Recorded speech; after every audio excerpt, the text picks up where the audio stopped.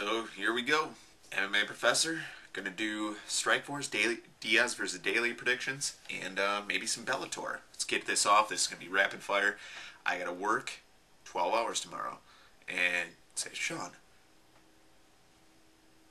it's Friday night / Saturday morning. Why are you doing videos now?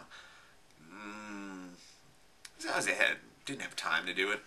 Well, I did, but I didn't really feel like doing it before. And there's nothing on my DVR.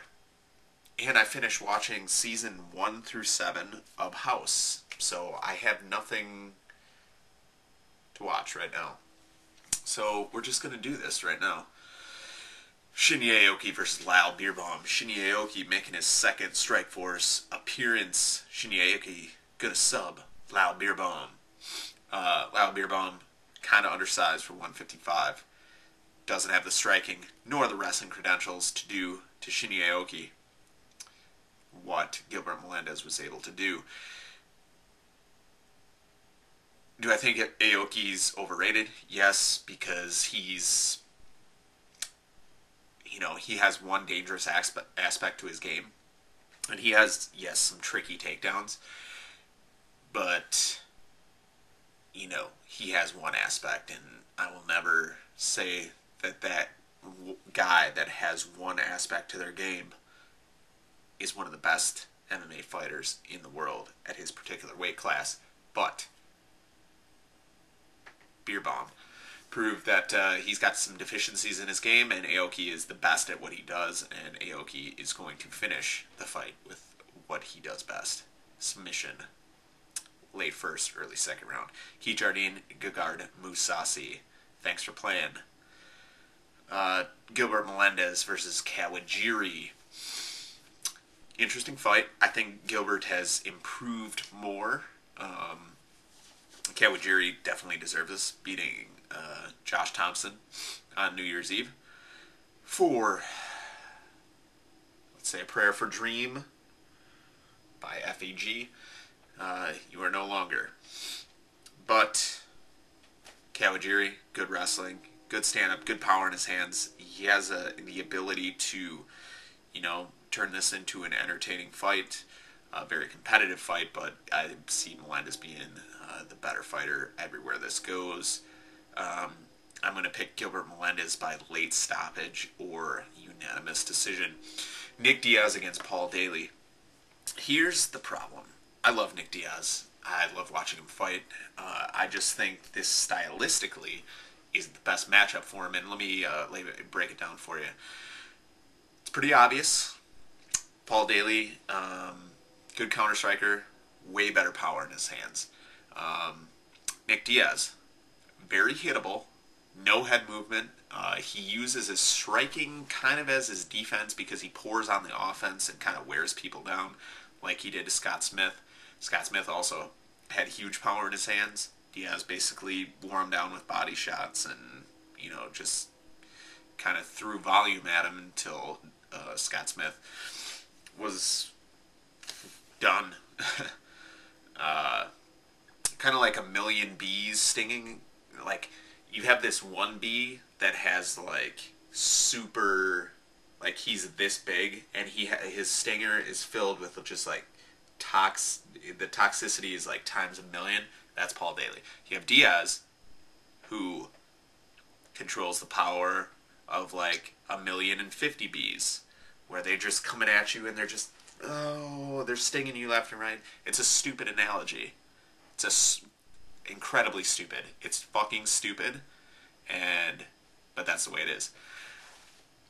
Diaz, a lot of people are, dude, you're drunk. No, I'm not drunk. I'm fucking tired. I have to work another 12 hours after another 10-hour shift. But anyways, Nick Diaz, envisioning this in my head, I see Diaz he's throwing his punches, but he leaves himself open. And with the leg kicks, I gotta think that Paul Daley's a smart guy. I have to assume that, right? And he saw the Cyborg Santos fight, where he just got leg kicked into oblivion. He doesn't check leg kicks. He doesn't have good head movement. He frickin' is very hittable, right? And when he gets in trouble in the stand-up, he has no other recourse because it's not like his takedowns are amazing. Don't get me wrong, Daley's takedown defense is vastly overrated, and it's been proven in the past. I mean, yes, he's gotten taken down by good wrestlers, but he's also gotten taken down by guys that aren't even known for their wrestling. So, it's a tough fight to pick. It's a very tough fight. Within the first 2 rounds, I would say it's clearly Paul Daley's fight. Because he controls his own destiny, whether or not he lands a hot one on Nick Diaz and puts him out. After that, Daley throws way too much power and has no cardio after those. So, my initial pick was like over and over in my head, Diaz, he's going to get knocked out cold. He's going to get knocked out cold. And I would have no reprehension in picking that. But as I stand before you, or sit before you, and I'm explaining my pick, I'm going to go with Nick Diaz by 3rd round submission. I think Daley is not going to be able to land flush on him, and even if he does, Nick Diaz is going to bring it to the ground and control it, like he did. He's going to grind him against the cage. I think he's going to pepper him with shots. I think in the 3rd round, Daley's going to be tired. Nick Diaz is going to get it to the ground, or Daley... I don't think Daley's not going to shoot like Santos did.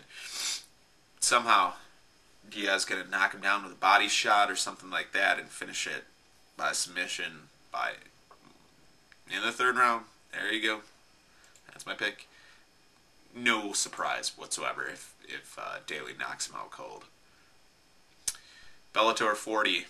Michael Chandler against Lloyd Woodward. Michael Chandler is a real deal, trained at Extreme Couture, good wrestler, good submission, finishes fights. Lloyd, cupcake. Woodward, 11-0. Another prospect. Good fight. Chandler is a better fighter. Chandler by 2nd round submission. Jay Haran against Brett Weidman. Jay Haran, 2nd round TKO. Ben Askren, Nick Thompson. It's not even close. Thompson is veteran, probably has the better striking, as everybody does against Ben Askren. He's going to get taken down, and he's going to either get submitted with a guillotine or something, or Askren's definitely going to win a UD.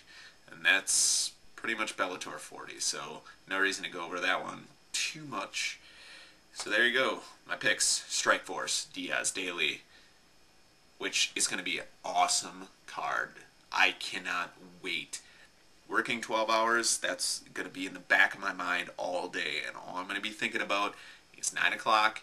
There's going to be customers in the store still, and I'm going to be like, get the fuck out of the store so I can go back and watch this card. Seriously, get out of my store right now. So I'll miss the beginning part of it, but I'll catch up eventually. I'll miss the first round and a half. Or the first fight. But it's going to be a good card. Good card, and Bellator I will watch later. So there you go. Picks. Again, you guys, stay metal. Later.